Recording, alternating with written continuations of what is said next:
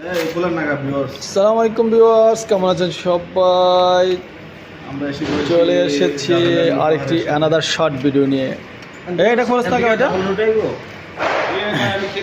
নাও কোনাফা time খেতে পারে না, আবার তারে একটা লাগে। একদমই খেতে পারি না।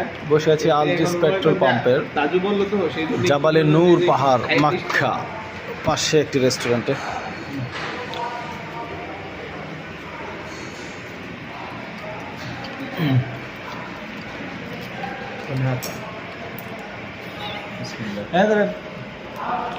এখন আমাদের দিকে